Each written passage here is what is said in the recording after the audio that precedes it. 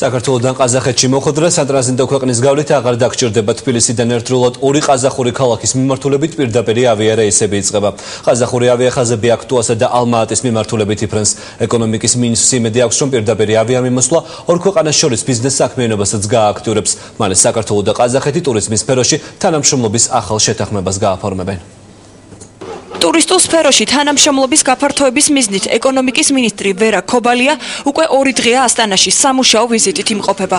მხარეები შეთანხმდნენ, რომ ამ მიმართულებით ხელშეკრულებას ხელი ზაფხულში მოეწერება. დიდი ინტერესი არის მთლიანად საქართველოში ჩატარებული რეფორმებზე და გადაწყდა, რომ ახლო მომავალში ჩამოვა რამდენიმე ჯგუფი, ერთი რომელიც შეისწავლის იმ პირობებს, რომლებსაც ვთავაზობთ ჩვენ ტურისტულ ზონებში და მეორე ჯგუფი, რომელიც კონკრეტულად შეისწავლის იმ რეფორმებს, იმ ნაბიჯებს, რომელიც გადადგმული იყო საქართველოში ამ ბოლო წლების განმავლობაში. უკვე ცნობილია, რომ ტურისტებისთვის მეტი კომფორტის შესაქმნელად საქართველოს ყაზახეთს შორის საჰაერო მიმოსვლა გახშირდება. სეზონის დადგომასთან ერთად რეისები კვირაში 3-ჯერ თბილისი ალმა-ატას მიმართულებით შესრულდება. წლის ბოლოსთვის უკვე დაიგეგმა საქართველოს ყაზახეთის ორმხრივი სამთავრობო კომისიის ხდომა, სადაც ყველა ეკონომიკური საკითხი უნდა განიხილონ. ჩვენ ვიცით, რომ საქართველოს ტურიზმის სფეროში სერიოზულ წარმატებებს მიაღწია. ბოლო წლებში თქვენს ქვეყანაში არაერთი რეფორმა გატარდა, რაც საქართველოს უფრო მიმზიდველს ხდის. ვფიქრობ, ყაზახეთსა და საქართველოს შორის თანამშრომლობა ორივე ქვეყნის ეკონომიკაზე დადებითად აისახება.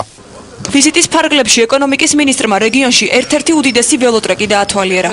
ადგილობრივ ბაზაზე წვრთნებს სხვადასხვა ქვეყნის ათასობით სპორტსმენი გადის.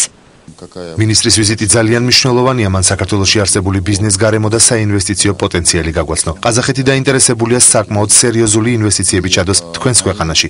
მათ შორის ვაპირებთ შავი ზღვის სანაპირო ზოლზე საცხოვრებელი კომპლექსები ავაშენოთ. 2006 წლის მონაცემებით ყაზახეთი საქართველოს ნომერ 1 საგარეო ინვესტორი იყო.